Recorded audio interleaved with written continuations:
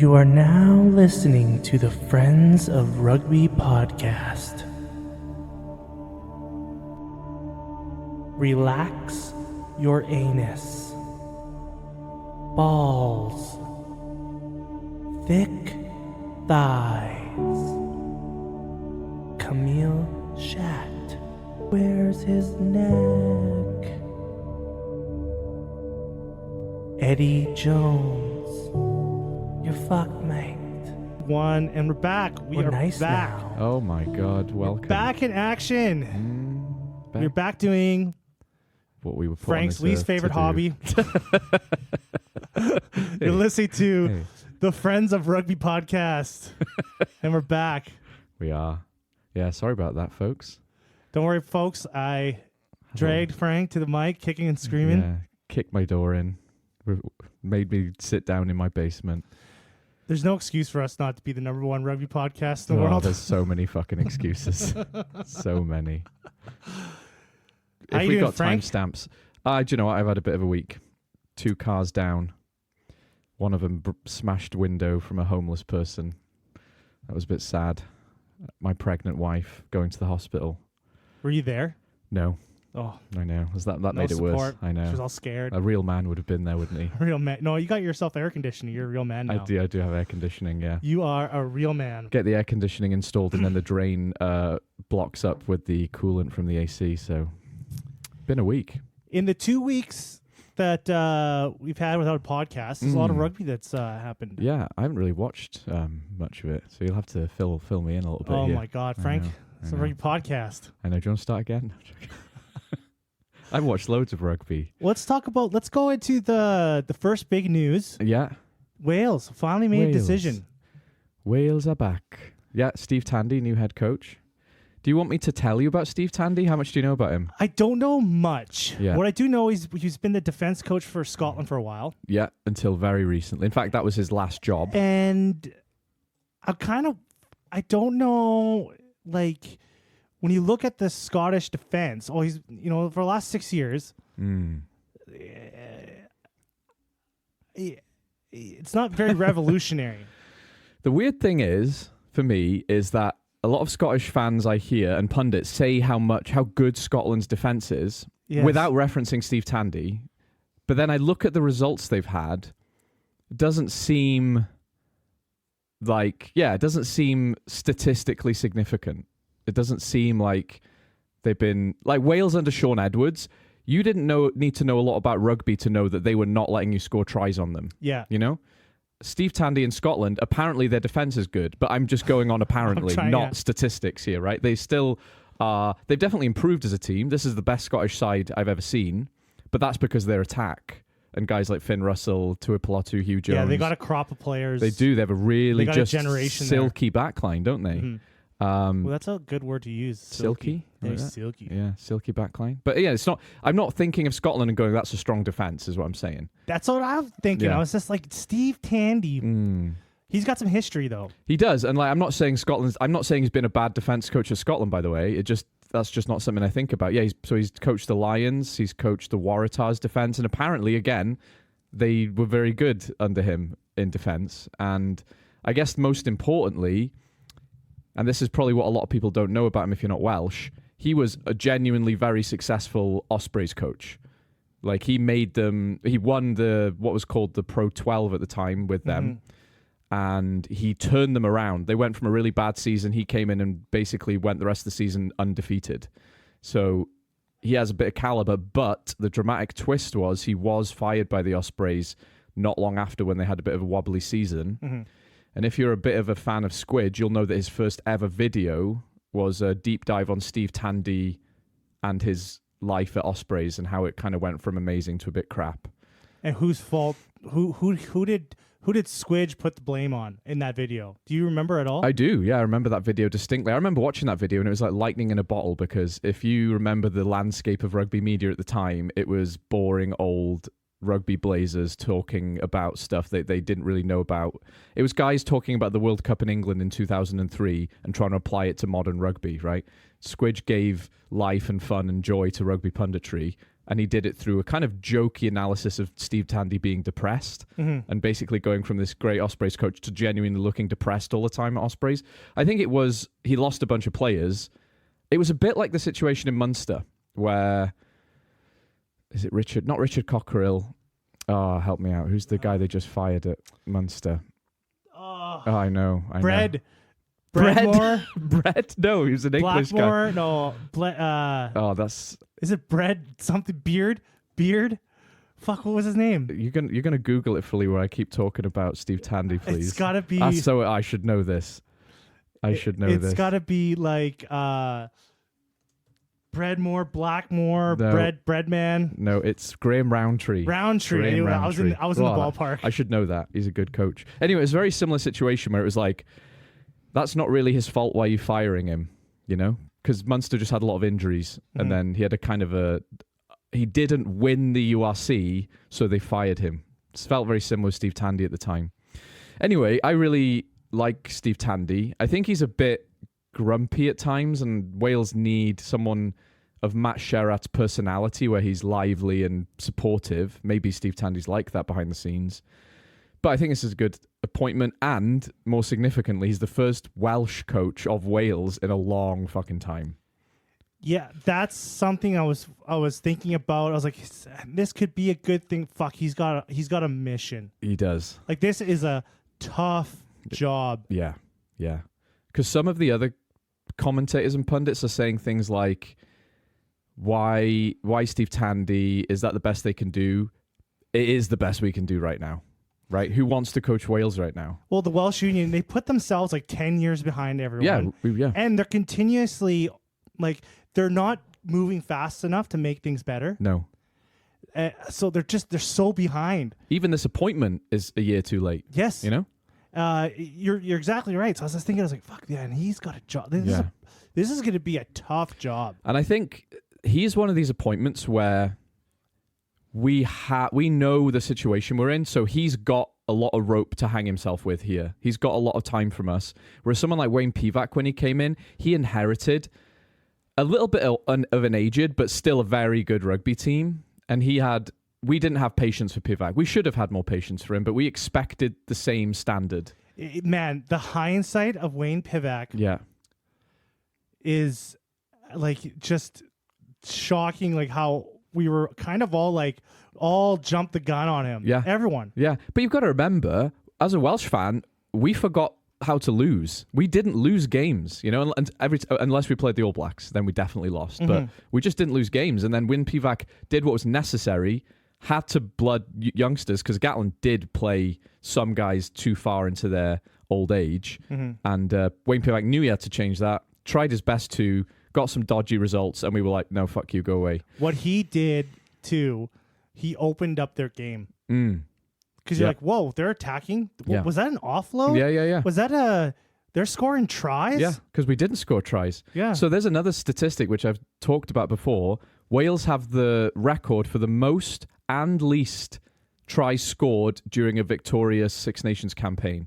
One under Wayne Pivac, one under Gatland. I'll let you guess who. I know exactly who. Yeah. It'd be Gatland for the least amount. Yeah. And Pivac for the most. The Jam Slam, where we beat England by 40 points. I mean, admittedly, 2 of those tries were bullshit, but they were still funny, and they were still tries. Yeah. You know?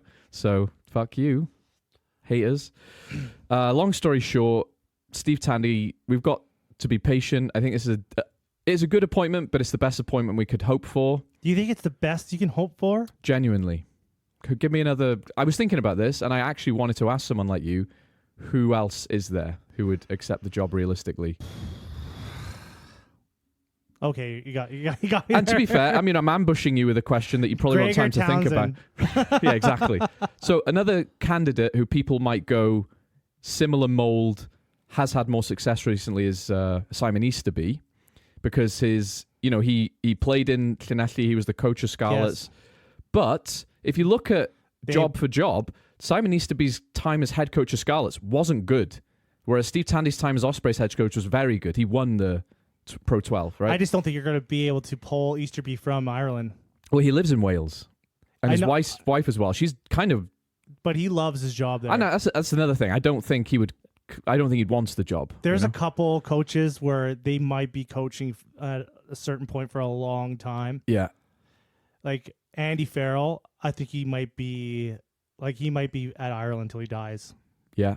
I've heard him on talk shows and in interviews and how he even talks about living in Ireland. He loves living in Ireland, doesn't he? Like he fucking loves it there. Yeah. So unless something spectacular happens, like and then they got something special going on in Ireland there because they love being there, don't they? They love being there. The players like playing for him. Yeah. They love the atmosphere that he creates.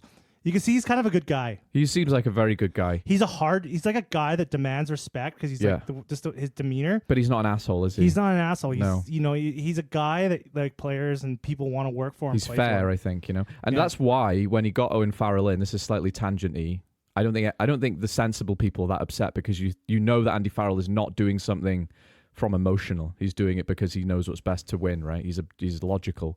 But yeah, like guys like Bundyaki and even guys like CJ Stander, guys who moved to Ireland, always talk about how much they love being in that environment. So whatever Ireland are doing nationally, their culture in their team is really working, right? So you're right. I don't think we would ever get someone from the Irish coaching setup, but neither do we deserve them. A name that was given out was Jake White, just left the Bulls, and Jake White had said that his greatest regret in coaching was turning down the Wales job because he was offered it just before Gatland was. Long time ago, but he's not the right guy for us. He would come in and he would have his old school forward heavy approach. We don't have big guys right now. We have a lot of young guys who are a bit more quote unquote backs talented. Do you know what I mean? So he's not the right guy for us. We're still in a shit situation though. That's the truth. That's the truth. I don't know what Steve Tandy can really do. I feel like they're not far away now. I think there's going to be, I think the next couple of years, probably under Steve Tandy, you're going to see Wales win one, lose one here and there. That's it. But they're not going to be a great team. Yeah. But they're not going to be a fucking awful team. But how sad is that? How sad is that? We genuinely have gone back in time. Yeah. I would expect to win 3 out of 5 games in the Six Nations. Now I'll take one. I will take one. And that might be Scotland or Italy, probably Italy, if we're lucky. Do you want to move on from this? I think so. You good? Yeah, I'm sad now. Steve Tandy. In the Welsh. Yeah, good luck to him. Another union that's been in question in the news recently, randomly. Okay. Has been coming up a lot. USA Rugby. Oh. USA Rugby World Cup 2032. Tell me. So a lot of people... That's the World Cup year in America. Yes. Yeah. So there's a lot of talk about conflicts with stadiums. Yeah. Because the NFL... Yeah. And the quality of rugby in the MLR. And I was just trying to think, like, what would, like, to get the MLR, there were some good, there was actually some good ideas brought around. I was reading I forgot, Chris Robshaw. Yeah. MLR veteran. An MLR veteran. Yeah. He made a comment about how the players need to cross over leagues more. You mean these Americans need to go and play in URC? Yes, back and forth. You know why, though, don't you? Why is that? They're not good enough. Yes, there is a lot of players that probably are. And there's a lot of players that can make a squad. Not necessarily a starting, but like a joker or like some kind of just to be in the environment. I think the problem is when money is tight in everywhere but France, it's hard to justify flying someone over and investing time and money into them. That's why I think if they're just on a secondment. That's why the union should get involved. Yeah. Like to help subsidize it. Subsidize it. Yeah. So you're getting these players from the States into your academies. Yeah. Also, like the timing of the MLR. Yeah. Because the MLR is only 17 games, so it's short. So these guys need to be playing rugby more. Yeah. Because you want to be going into a World Cup with a relatively competitive team. Yeah. The MLR is was 17 games a year. Yeah. And then the 3 or 2 games that they play after that. Yeah. It's not enough. No, it's not. It's not enough for these guys. These guys need to be going over back and forth. And there needs to be a thing where professionals from Europe, too, that need more game time, that need more stuff like that, going over to the MLR. filling up the spots too. I agree with you actually, because I look at the Major League Soccer and you see how the Europeans use it. It's almost like a retirement dumping ground to make some money. So Messi's there now and he's tearing it up, but he wouldn't be as competitive in the Spanish league because he's just too old. But he's still a very good player. Exactly the same thing in the MLR. Guys like Gito, Chris Robshaw, was it Nonu as well? All go there basically when they're no good in their own domestic leagues anymore. They're not going there in their prime. I think it should be a little bit of both. I think it should be senior players that they're just a little too old to compete at the top level in Europe. Yeah, go over to the MLR to raise the standards there. Yeah, and developing players. That's the key, isn't it? The development, because when Lee Halfpenny went to, was it Crusaders? You kind of felt like he was almost like a player coach rather than actually going to get a lot of game time, you know? And that's what they need. But what I'm saying is the caliber of the league isn't there yet to attract. If I'm an 18, 19-year-old academy product in Cardiff, someone says, hey, do you want to come for a year or two in the MLR? It's like, well, I'm just wasting my life if I do that because I may not get good rugby and I'm going to lose an opportunity to play for Wales or even start for Cardiff. And I think almost every other country in the Six Nations grouping would be in the same situation. Even if I'm an Italian and I'm offered to play for Benetton or an MLR team, and even if the MLR team offered me a bit more money, I'm still more likely to play for Benetton if I want to play for Italy. That's the problem. I think the smart thing to do in this situation is have the MLR make a deal with a league, most likely the URC, to have some sort of back and forth. Yeah, and I tell you a rumor I heard. You know this whole thing about they might drop 2 Welsh regions? Yeah. The rumor is, if they do that, which would be in 2 years, they'll replace them with American teams. So it would truly be an international league then, where it's already an international league. It's just a rumor. So they're already thinking about it. That would kill fucking the MLR. It would kill Wales and the MLR. Yeah, it would. Or maybe these are MLR teams and they guest feature in the URC on a rotation. That sounds like bullshit now I've said it, but it would still be cool. Be cool. Sounds very... Yeah. The MLR to do a couple things to get the league is like kind of taking there's been so many talks about other leagues trying to get into the United States. Yeah. Like for years, Super Rugby. Yeah. Super Rugby, California team. Yeah. Hawaiian team. Yeah. Right? They just missed opportunities in my eyes. They could have done this years ago. Yeah. I feel like the thing, like the development kind of, I think the quality of the MLR could change overnight. I don't think it's a year's thing. Yeah. If they made the right deals with the right leagues, you could change the whole quality of the league overnight.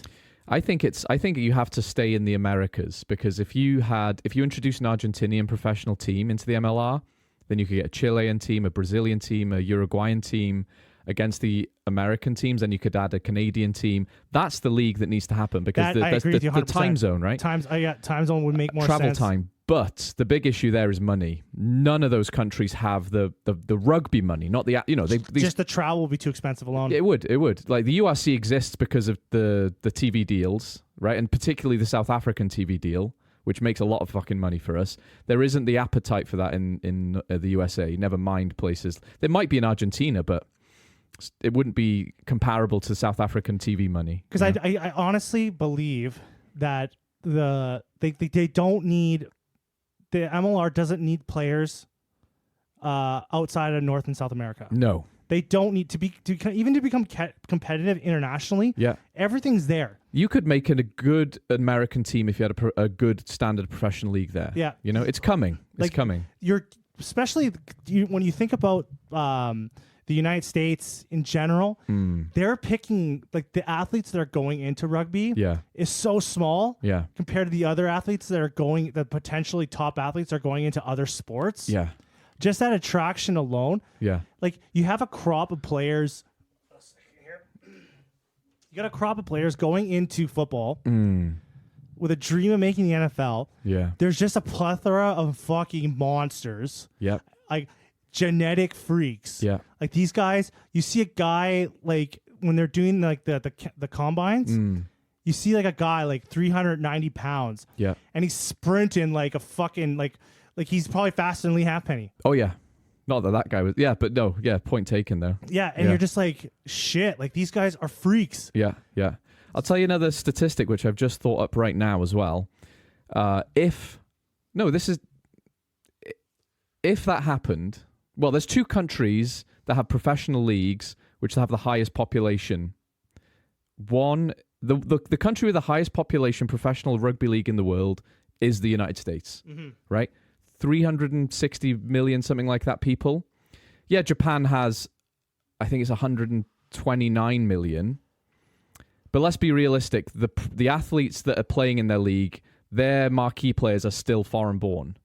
The athletes in the MLR who are playing rugby are Americans, first and foremost, almost entirely. A lot of them, right? So they have a real talent pool to draw on if this gains traction. Because even South Africa, when we talk about the most registered rugby players of any country, it's South Africa by a long distance. It's nearly a million, if it isn't a million. Their population's about 63 million. But the United States, 360 million. There's hundreds of millions more people there who enjoy violent contact sports. Yes. You know, if you tap into that talent pool, all you need is the money then. And I think like you've just got to be patient with them. You've just got to be patient. They just need more money. The only thing that MLR is doing too is they're nerfing their own sport. Yeah, they are. That all the scrum rules, the amount of stoppages they're adding into the game so they could throw in commercials. Oh, yeah. It's just that's going to destroy it, and it's going to hurt them internationally. Yeah. They just cannot fucking understand a game that just doesn't stop. No, they can't. No. Like, what do you mean? How do I fit in 100 commercials? Yeah. It's sad, isn't it? Like, they've turned their sports into commercial machines. Yeah. Even hockey. Yeah. Like, watching the Stanley Cup Finals, fuck, man. Like, they just kill the flow of the game. Yeah. Because they just toss a commercial at you. Yeah. They're just, fuck, commercial. Game stops, commercial. And it's just like, fuck, like, let me stay in the game. I would, football, like American football and even Canadian football, is a sport I'm on the cusp of enjoying. And, the only thing stopping me from enjoying it is the fucking advertisements, right? It just ruins it. It's relentless. It really ruins it. And they've really based the sport around, like, because football is a sport that's really designed to be a money-making machine. Yeah. The amount of ads you could fit in the game because of the stops and starts. Yeah. It's total bread and circus. But they stretch a fucking 80-minute game into 3 hours. Yeah. And 3.5 hours. Even when they have the Super Bowl in the fucking Super Bowl? whatever February or whatever it is, the main event for a lot of people is the show at halftime. Yeah. Oh, I get to see Beyonce. It's like, just go to a concert. This is a sports game. Fuck off, Anyway, not that it's any of my business, because I couldn't care less about it, really. But I would love to enjoy that sport. I like the tactics of it. I like a lot of things about football. I just can't fucking watch it. No. It's too slow.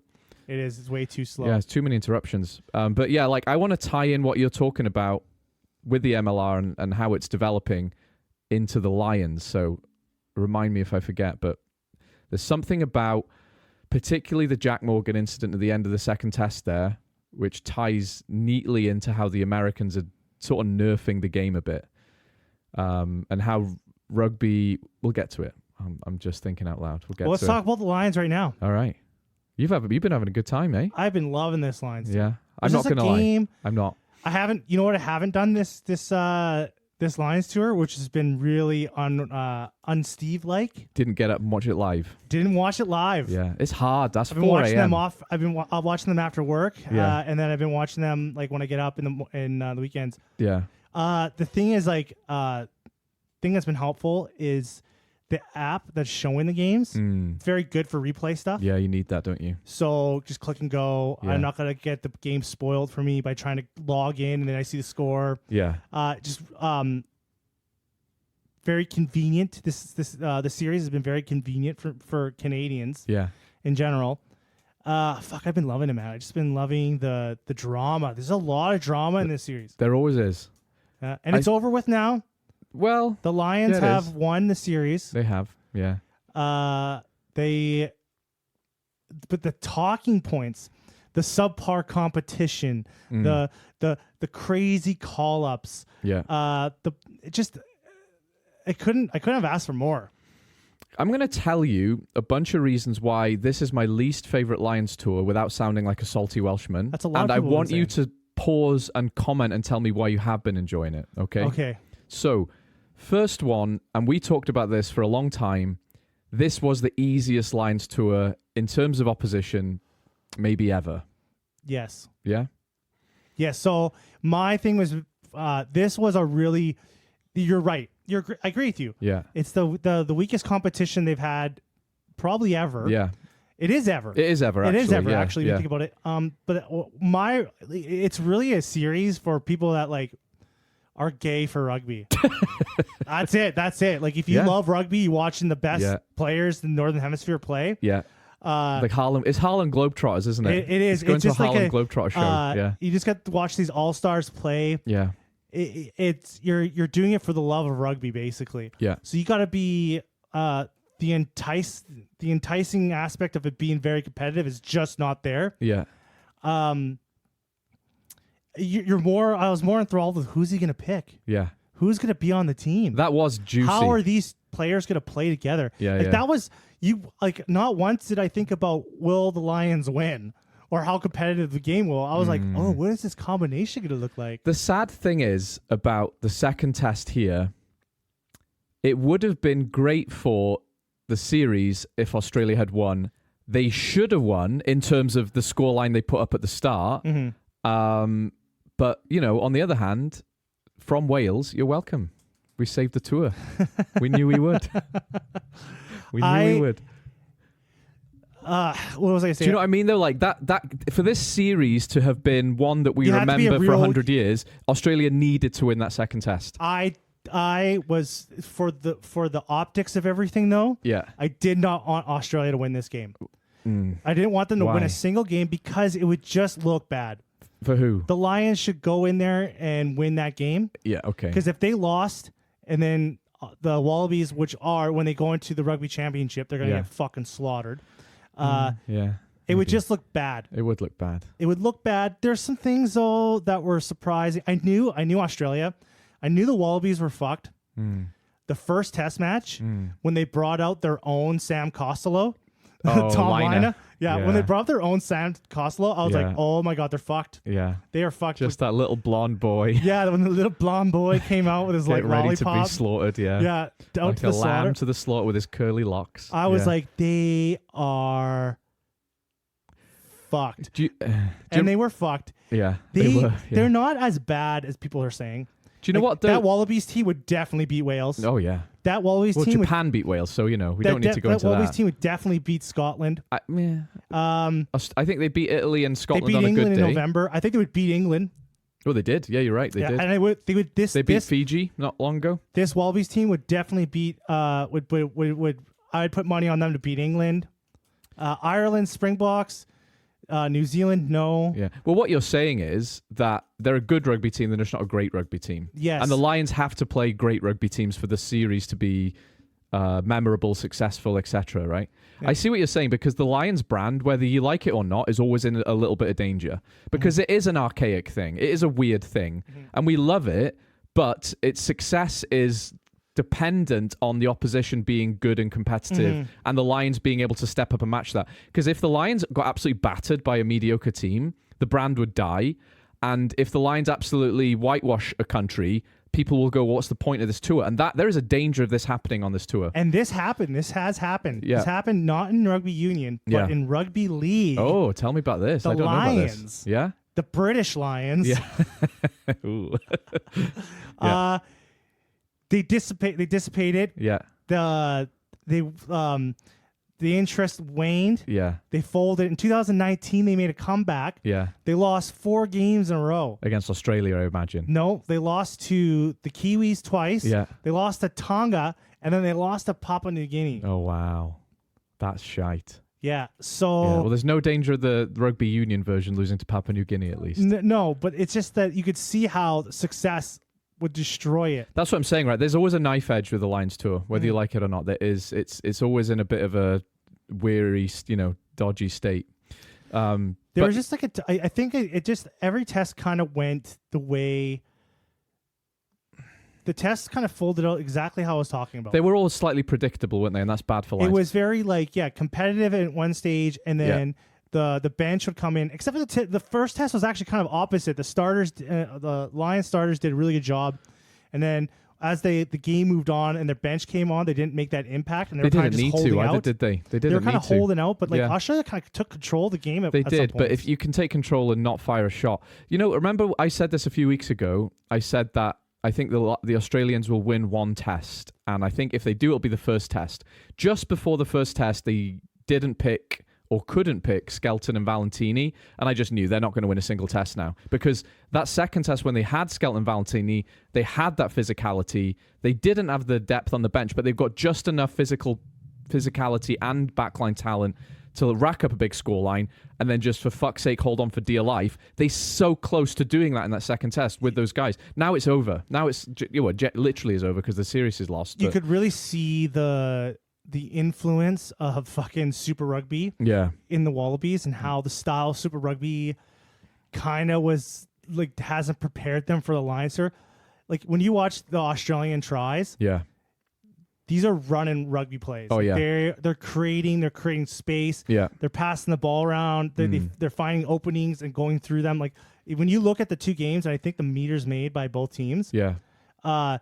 Australia's got the Lions beat on both. Oh yeah, comfortably. And how they're scoring tries. And I think when Wallabies they go and play the All Blacks, they might have a little easier time because of how the two styles are kind of like meant for each other. Yeah. So those are gonna be like two high scoring games, I think. Oh yeah. Yeah, no doubt. But like, the defense, like, and the attritional rugby kind of like wore the Wallabies out. Yeah, guys like Suaalii, who is an incredible attacker, and when he played against Wales, he was terrifying. But it does expose that even the highest caliber Australian player has his weaknesses because of Super Rugby. Obviously, it's his defense, right? He was just porous. Because when they brought Will Skelton in that second test, just him alone, and how he plays really put the Lions under the pump. It did. Right? They were always on the back foot. Valentini coming into the game too. Yeah. Like those two players were really made a big difference in that first half. Yeah, that's the physicality. But as soon as what's his name again? Will Skelton and Valentini came off. Yeah, because Skelton came off kind of early, didn't he? He was like 47. 40. He's a big boy. He doesn't have a fucking. And he's old as well. Yeah, and Valentini wasn't 100% in that game. Yeah. So they brought him off at half. Like those two guys, when they came off, the game changed. Yeah. They didn't have that go forward. Yeah. The thing that was concerning about the Lions is, man, you could just see how the Northern Hemisphere just lacks like attack. Yeah. The backs are just there for like the opportunity. Yeah. Like they don't, for them like to create something. Yeah. They just don't, like an open play. There's just nothing from them. No. Because these games could have been, because of the skill that they had. Like, if these fucking players knew how to like pass the ball around, the Lions could have. This could have been like a 60-point. These could have been 60-point games this year. And the only thing holding them back was the Lions' backs. They just don't play. They're not used to it, are they? They don't play a running, passing, like creating opportunities. Like they just don't do that. They just play this attritional, territorial game. And the crazy thing is, this is still, in the history of Northern Hemisphere rugby, the highest scoringest Six Nations and URC season and Gallagher Premiership. Like, attacking rugby is so back in the Northern Hemisphere, but you still see it, don't you? They're just so structure dependent. It's like the coaches say, you just wait. The forwards will do their thing. You just guys wait. And they end up being vultures circling a carcass, right? They have to wait to pick away at moments to score. They're not trusted at all with the ball. I think that comes down to the reason why like a team like the New Zealand can play like that. There's like an open like running rugby is because the players' IQ is way higher. Oh, way higher. They don't need to rely on like everyone sticking to a certain structure. Yeah. Because their rugby instinct is so good. Yeah. That they know when something different happens. Yeah. Especially when it comes to defense. Yeah. They all know what to do. Yeah.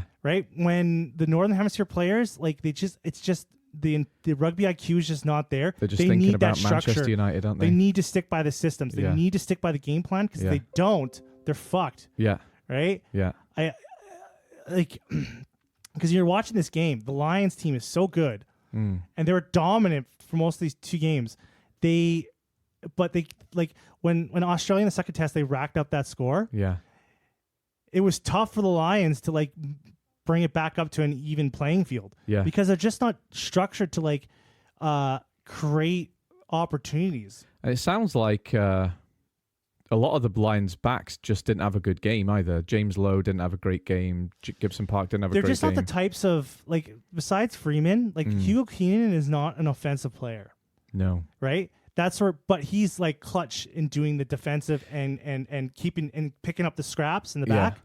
And James Lowe is not a fucking flashy winger. No. He's a hard-working, get you out of jail free He's more card. like a flanker than a winger at times, isn't he? He's like a flanker who He's can got kick. that boot, and he's working all over the field, but he's not this flashy, offloading winger that they...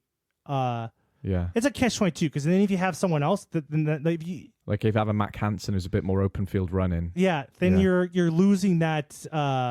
that reliability. Do you know what's crazy as well is like if we talk about the fullback options for the Lions, it's a really good example of what you're saying, because when we were talking about the fullback options, you're talking about Blair Kinghorn or Hugo Keenan, and we had said it's Hugo Keenan every fucking time. Why? Because we're Northern Hemisphere rugby fans, and we look at the fullback's role as reliable, defensive, good under the high ball, whereas Blair Kinghorn is a very good rugby player, and with the ball in hand, definitely better than Hugo Keenan. But he's not as good as Hugo Keenan defensively or under the high ball or just being reliable. And so the default pick is Hugo Keenan. But you're absolutely right. If this was a Southern Hemisphere guy talking about it, they'd probably pick Kinghorn because they want to score some fucking tries, right? Yeah. Like, that's the difference. They're looking at the points rather than protecting from exactly. getting so it's a on. philosophical difference. And to be honest, that's one of the reasons why... I saw this kind of salty comment by a lot of Australian commentators. I did see it multiple times. It was, imagine if we took rugby union seriously, how we'd batter you, right? How much we'd beat you by if we... I agree with that guy. I completely agree with it, but it ignores the point that a lot of their guys... It's not like they're playing fucking golf instead of rugby union. They're playing rugby league and Australian rules. The skill set is, in rugby league's case, almost identical. In Australian rules, it's very fucking similar. It's just that the problem with league is that the guys that are coming over from league aren't the guys that they need. No, they're not. Right? No, they not. need the Tupos. They need Valentinis, not They need Tuolis. the Skeltons. Yeah. Right? They need more Fraser McWrights. Yeah. That's absolutely They true. already have the back talent is great. Yeah, they'll never be short of back talent, right? Like what's like a what was his name? Tom Wright. Yeah. Like the Aussies fullback. Yeah. He was fucking amazing. Yeah. And Jorgensen, that guy is unreal, Yes. He doesn't look. He looks angry. He looks like he got bullied in high school. Yes, because when you see him, like he's just like fucking. He looks like he's in a bad mood all the time. Yeah, and like these guys, like the backs, clearly the quality in the back line for the Wallabies, offensively was way better. Yeah, right? And the thing is, like Liner, we were joking about him. He is the sort of like the Sam Costello, the weak child. He put a 10. He's pretty good though, and honestly, he might be thrown better. To the wolves in this he one. He was though. thrown to the wolves, but I think he's. And I was like, that's the best you guys have. Yeah, I mean, what I'm saying though, he's not. I think he's a good rugby player. He's not as good as they needed him to be, but he's not a bad rugby player. You know, their backs are just fine. Australia will never be, and that's the thing. They say like, imagine if we took Union seriously.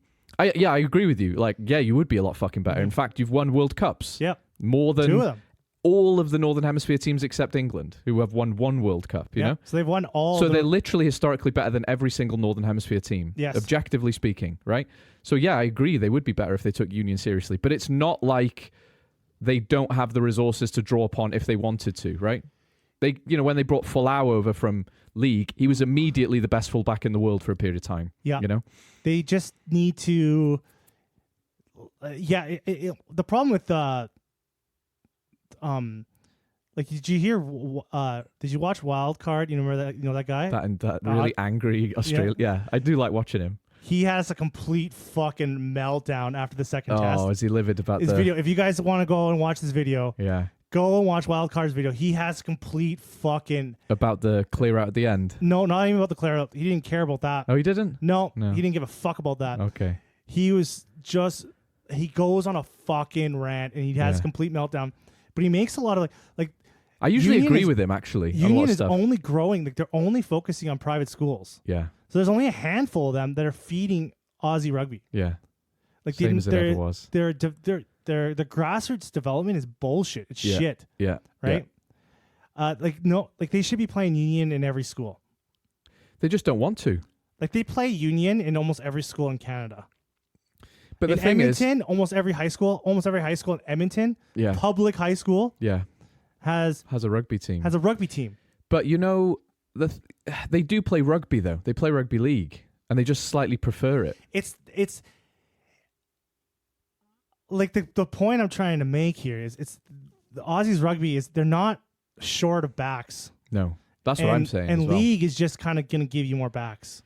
Oh, because they're I all see. kind of the same size guy. I see. Right? They're all these like slender, maybe a bit tall, like around 6 foot. They're muscular but not massive. Yeah, and they're fast they rather need, than to compete at this international level. They need those forwards. They need like 50 Will Skeltons. Yeah. Right. Yeah. And that's what like everyone else has. Yeah. And they're not developing those guys because those guys aren't playing. Those guys are like genetically, you need those guys, but they're not in the systems. Yeah, yeah, yeah. Private schools only for a certain amount. Private schools for people like Lina, who's like definitely looks like a private school boy. I guess it calls his mother mommy. Mummy, mommy. Can Jorgensen stay over for tea, mummy? Mummy. Like that's when you look at that guy, like that's a private school kid. Yeah. Like that is a kid that like you need some hard motherfuckers. Yeah, you do. You do. I agree. I just think the thing is like you can't force a thing. If I'm in an average school in Australia, not a private school, all the kids want to play league and not union. It's like if I'm on the schoolyard in the UK, we're playing football, not rugby. Why? Because all you need is a ball. If I want to play league or union on the schoolyard, I'm not going to make people do a scrum and referee a line out on a ruck. I'm going to play league because it's super fucking easy to officiate with 20 children, Yeah, they would have to separate them in different parts of the seasons. Rugby is too complicated. Of the school year. It's just... You can't just have a casual game of rugby union. You can have a casual game of league or Aussie rules. because it's so easy. It is easy. Yeah. And I agree with you. I'm a union fan, but I understand why it's dying in Australia, and it's not really anything anyone can do about it. When I first coached rugby, first coached high school, and I had to like basically teach 35 children how to play rugby that had it's insane, isn't it? That have never even heard of the sport or even seen it. Yeah. And there's no other sport that I can relate it to. Yeah. It was super tough. It is tough. Yeah. Super tough. Now, if I had to go in there and coach them in league, yeah. Well, it's easy. I can have them playing a game within an hour. Yeah, absolutely. Yeah, absolutely. Right? I can have them playing a game league in an hour. And I'm going to, when we get back to talking about the Lions in just a second, I do want to talk about the ruck a lot. Well, as much as time will allow. But this is kind of the problem that union has, is it's just way too complicated. So, even when I'm coaching and I'm coaching our men's team, majority of the guys know rugby well enough, but every week almost I'm getting a new 18-year-old kid and I have to almost pause training, take someone aside and say, you need to go over there with this kid, teach him how to throw a rugby ball and teach him about the rules. And even a month down the line, there's still things he's doing wrong. Like he'll hold on to the tackle in the ruck because he doesn't know he's supposed to let it go. Because when am I supposed to teach him that? I mean, I'm trying to teach him every single thing I can, but it is a really complicated game. So I understand why it's dying in Australia for reasons we can't do anything about. Because rugby league and Aussie rules are just much bigger. There could be some pushes in some different directions. There's definitely things they can do, and they're not doing a good job of it. But I do think it's a bit hopeless, to be honest, in Australia. Anyway, do you want to talk about some controversial Lions moments? The Lions, so they won the series. They won the series, but without controversy. Controversy. Controversy. And that's the end of our. I'm a podcaster. Podcast today. Thanks, guys. So, actually, I don't want to start with the end. I want to start in the middle-ish with Dan Sheehan's try. Sheehan. I'm going to get a bit like rugby geeky with the rules the fucking for you. Superman try. Yeah. So he dives over the tackler. Yeah. I want to actually read you a rules clarification from World Rugby about this. Yes. Because I'm on Australia's side here with this, okay? So, as you know, you cannot jump or hurdle in open play to avoid a tackle. I feel like there was a player from a team that's close country. to your heart that got fucking dinged with this. Do you know what? I am fucking salty about this. Because but there is a difference. There is a difference, and I'm going to discuss it. Yes. I agree with that. You should not jump or hurdle. We're talking about... Blair Murray. Yeah, Blair Murray. And and his disallowed try in, I think it was the Scotland game, right? Yeah. I agree with that, right? The rules, and even if it wasn't all that dangerous, the rules are clear. Yes. Don't fucking jump. Yes. Even though Doohan did it later in that fucking game. Never fucking mind that, okay? Fair enough. That's the rules. By the letter of the law, that is the rules, and they were enforced. 100%. Okay? So, in the clarification, I'm going to read it to you. A ball carrier may dive with the ball in order to score a try, and we all agree that that should be allowed. That's what the rule clarification says. However, we agree Jumping to hurdle a potential tackler is dangerous play, as is the act of a ball carrier jumping into a tackle, even if no contact is made. We believe this act is a clear contravention of Law 911 and runs contrary to the game-wide focus of player welfare. So on one hand, they're saying, don't jump, it's dangerous to the guy trying to tackle you, you could get a knee to the fucking head. Mm-hmm. On the other hand, we're saying, actually, we like the fact that you can dive to score a try. Yes.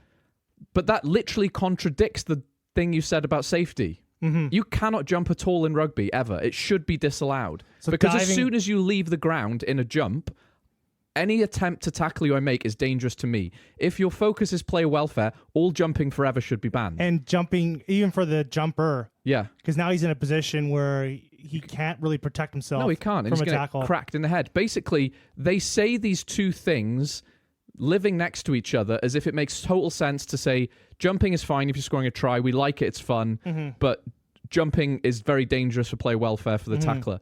They can't coexist. They cannot coexist for me. I'm just talking about it from a pure, forget the rugby, a logical point of view that just these two things next to each other don't fit together for me. They don't. They don't. And there's fuck all you can do about that because if you're going with the letter of the law. Yeah, it doesn't make sense. And that's what's annoying about World Rugby. It's like you have a huge blind spot. You've just said a thing and then in the next sentence said a different thing. And he said, but that's fine though because we like it.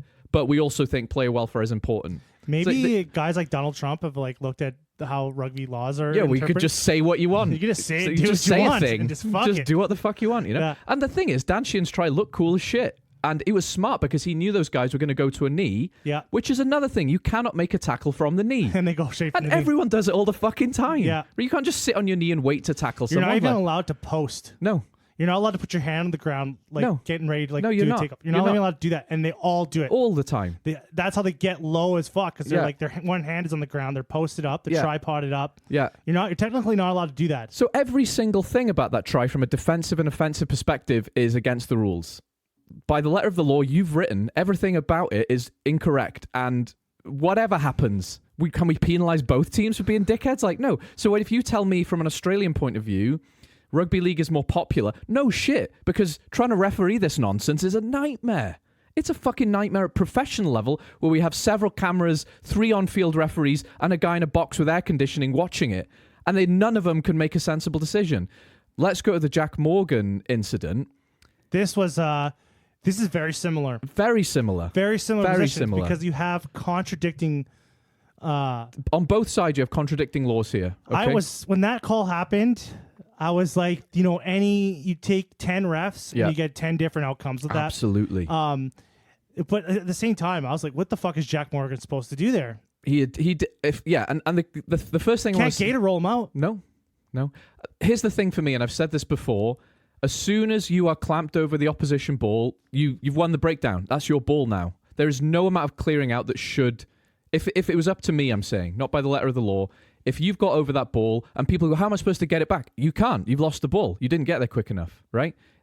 Unfortunately, in rugby union, that then favours the defence a lot of the time. Yes. If we're going to referee it like that, it's going to be back and forth and it's going to be a mess. You can't string a few phases together without losing the ball, basically. But also, the position that the jackler gets in is... Illegal. Right, absolutely. So... Because his head is below his arms. Below his waist. Sorry, below his waist, yeah. So, and that is the prime position to get into to stay on your feet. Because you can't otherwise. You can't. Physically can't. If a man who is 250 pounds is coming at me, there's no way I'm stopping if my head is above my waist. And you don't have the weight distribution to...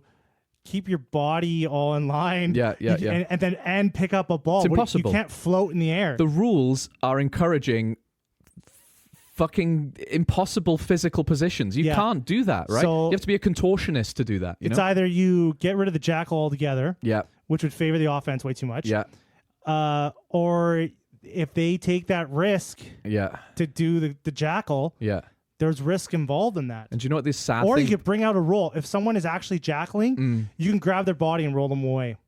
I think that is the thing here. It has to be about removing the jackler without diving into them, but it's a contest of strength. And now you're making decisions. Now a person running in to clear a ruck in a split of a second has to make the decision between like a clear out or...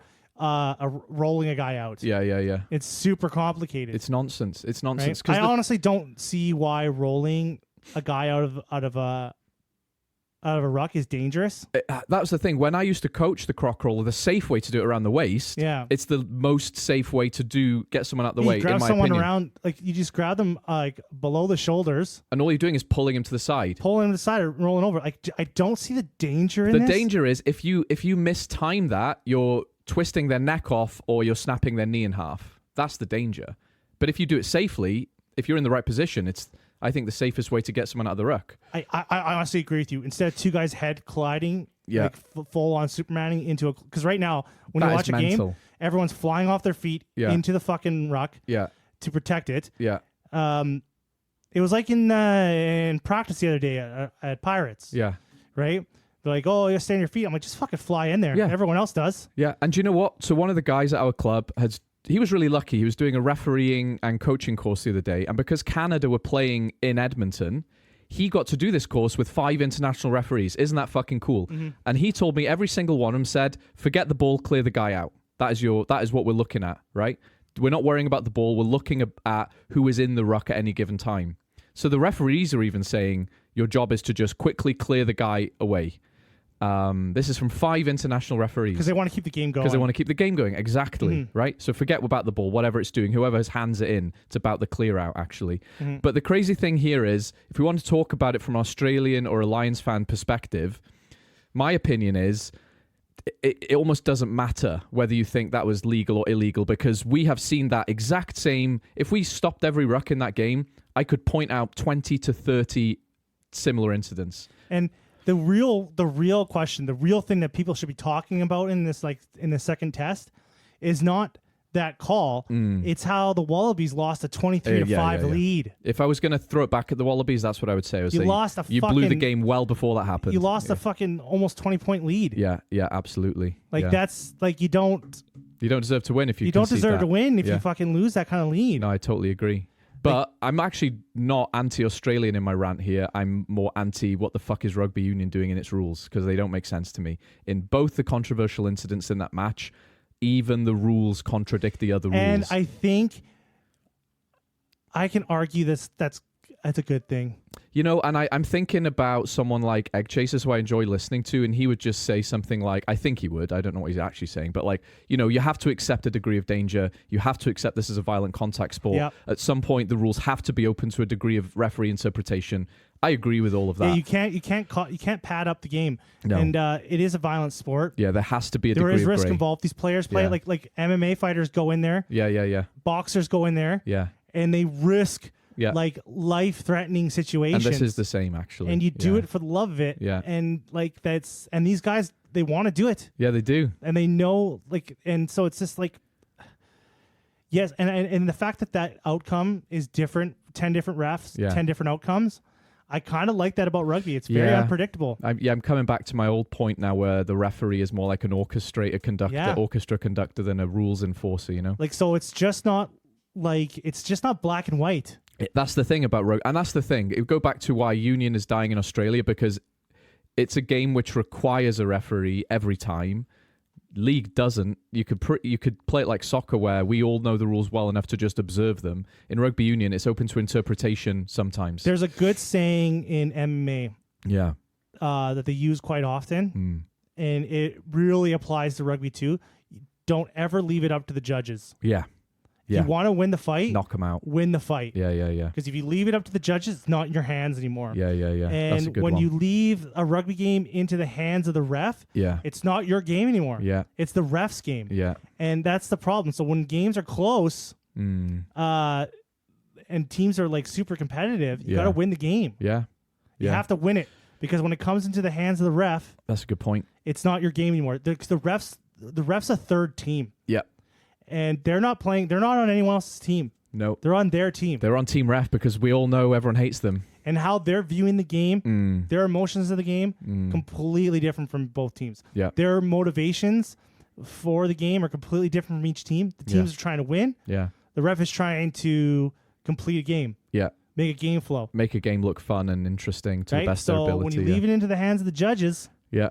I like that. I've never heard that. That's a good point. And you know what? You've done a good job of sort of bringing me back down to earth a bit, because I was ready to fucking rules lawyer the shit out of this, and I have been convinced otherwise, that even though there's 2 rules right there about diving and jumping sat right next to each other, ultimately it's up to the referee to interpret that. Because I've only been watching rugby since 2015. Yeah. So I grew up watching hockey and football. Yeah. The 2 main sports I'd watch. Yeah. And the rules interpretation of those games, very cut and dry, very black and white. Almost every sport is, including rugby league. The unpredictability and the variable that the ref adds in rugby, I personally love.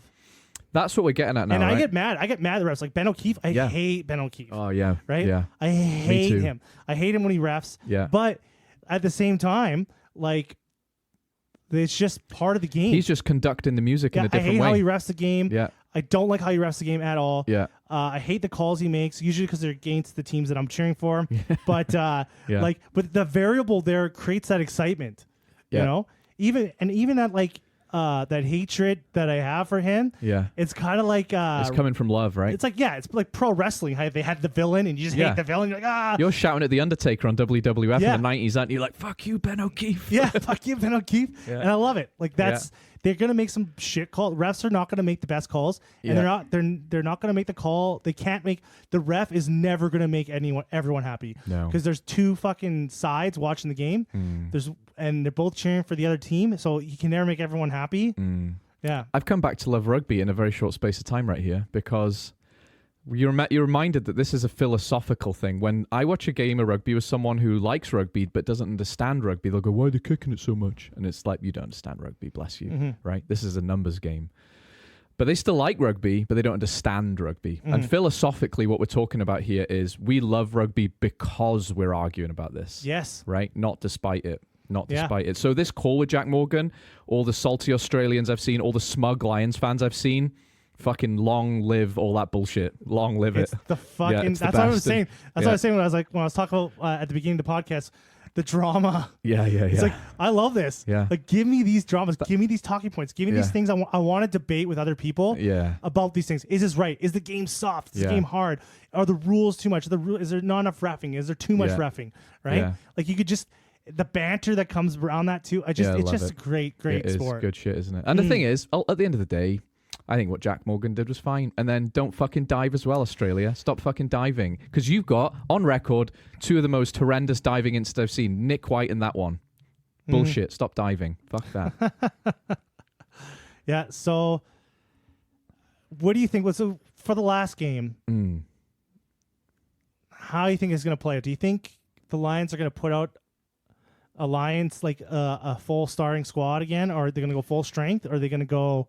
They're going to throw some other people in? I think if it's anyone but Andy Farrell, they might throw a bit more of an experimental side out. But I know Andy Farrell wants to win 3-0, so I think he will play his best fucking team. I feel like you're going to see a couple things here. You're going to see Jack Morgan start. I think so. And not because it's a tokenistic thing. I think Tyke Byrne is not going to play. But then they're going to rest his old soul. Yeah. I think you're going to see... I think Ellis Genge will come back in and start, actually. Yeah. I like Ellis Genge as a leader? No, I like what he brings off the bench. Okay. I like having Porter there to like hold the game. And then, but Genge he's a game changer. He is. Right? Actually, watching the Lions tour and watching the Genge and Porter on the same team, you can see... Fuck, I'm just like, I used to think that Andrew Porter was the best loose head, but fuck, Ellis Genge is really seeing them, like, seeing the difference, like cheering for both the teams and watching them like closely. I was like, fuck, I could see what Genge brings. Yeah. I can see the importance that he brings. He's not just, in quotes, good around the park, is he? He is actually a good scrummager. The Rhino, when they call him the Rhino. Yeah. Because he's immense, but I could see they might stick to that. Tight heads, they might put Beelam in there. Actually, you know what? I think Porter might be out and Skuman might go in for loose head. Yeah. Well, you're kind of talking wholesale changes here already. I kind of think they're going to do a little bit of wholesale changes. I think they're going to put in, I think Gibson Park and Russell are going to stay in. James Lowe, Tommy Freeman, Hugo Keane. I think they're going to have a big slip up there. Yeah. Bundyaki. I think they might do. I think they might do Hui Pilotu finally. Well, not finally. Sione, he was injured. Oh, maybe so I missed he that played then. the first test. Oh, I missed that. Injured. Never mind. So there was a bunch of Mac Hansen was injured. Sione Tuipulotu took a knock. These guys both took knocks. No, that sucks. Yeah, they had a bunch of random guys that got hurt. But I like it. I think they might put some new guys that have been. Oh, what's his name? Potter. No, is it Potter? No. Henry Pollock. I think Henry Pollock gets in. Jack Morgan gets in. Yeah. Ben Earl will start at 8. I think they might put a different team out. I don't think it'd be wholesale because I still think the key to beating the Australians is outmuscling them early. And if you have Jack Morgan, Ben Earl, and Pollock, as good as those three guys are, that is a lightweight back row. Let's not forget Josh Van der Fleer hasn't had a lot of game time, and he's a bit bigger than all three of those guys. And I would have Josh Van der Fleer in if we were rotating the cast. Having said that, I actually don't think he'll make many changes because I still think he wants to emphatically win this. And I think you'll see Tom Curry, I think you'll see Jack Morgan, and I think you'll see Jack Conan. My brain agrees with you. My heart is hoping that he kind of gives a bunch of other guys a run. It's romantic, but you remember that that midweek game where you had Ben Earl, Pollock, and Morgan? They did look a bit lightweight. It was a win, obviously, but like they were not out muscling whoever the fuck they were playing as emphatically. It was the Pacifica. I know Andy Farrell really wants to clean sweep this. He does. I don't see him doing anything but a winning team here, and you know what he believes is a winning team. And his winning team in that first test was big boys. And guys, like I don't feel too sad for Pollock. No, because he's like fucking 20 years old. He's at the very start of this. He's and to be honest, he's a bit lucky to be on that tour. He's still fantastic. Mm-hmm. But he still really hasn't proved himself consistently. He only started for England this year, you know? Like, I'm not slagging the guy. I think he's great, but he's got a long way to go yet, you know? So he'll probably go on many more Lions tours. Well, at least if he keeps up his play, he's got 8 more years. He's got 2. He's got 2 definitely in him. Yeah. He could play 2. Oh, I had a fun statistic for you, actually. Do you know that Owen Farrell is the only person to have won on 2 different Lions tours? Just really as an aside, yeah. So that, maybe it's nepotism, but whatever. Statistics don't lie now. When he came into the second match, he did fuck all. Yeah, people like he's brilliant. Made absolutely no fucking difference. Yeah. And he was just there. He's like, yeah, I'm here. Yeah, winning tour 2 times. Daddy, I'm here. He's just like fucking yeah. But he's there. When you bring on Owen Farrell. You're not like, oh my God, we're fucked. Yeah. Right. No, he's class. He's a good enough, smart enough player. Yeah. I knew he was going to come on the tour somewhere. Yeah. When he wasn't named in the initial squad, I was like, okay, fair. But he's like, as soon as someone gets fucking any sort of like, even like, oh, my pinky's sore. Okay, Owen Farrell, you're in. You're on the plane. Yeah. Ellis Genge has gone down. Owen, get in the fucking front row. I just don't know what the Wallabies are going to do because after Valentini and Skelton went off, that fucking team just like completely almost fell apart. Like, do you know what I would play Jack Morgan because the Australians will be a bit salty against him. And like, say what you want about Jack Morgan, he is a hard bastard. Like, he can take a million hits and come out of it smiling. So it's almost tempting to play him just because he will absorb all that attention and take it very well, I think. And he's the last Welshman, so I want him to play. He is the last Welshman. Well, Frank, starring Jack Morgan. Yeah. I think it's time for you to go to Costco. I think, unfortunately, it is to buy my dog some food. Because we have talked about everything. Yeah. We're going to talk about. That was fun. Okay. I had a good time. That was a good time. Yeah. Good little chat. Oh, yeah. We've got to have a system. Yeah. A little chat. Well, friends, I will try to make sure Frank is there next week for another podcast. Good luck to you. If I can drag him. Good luck to you. Like and share the podcast. Thank you for listening, and have a good one, folks. Okay. See you, everyone.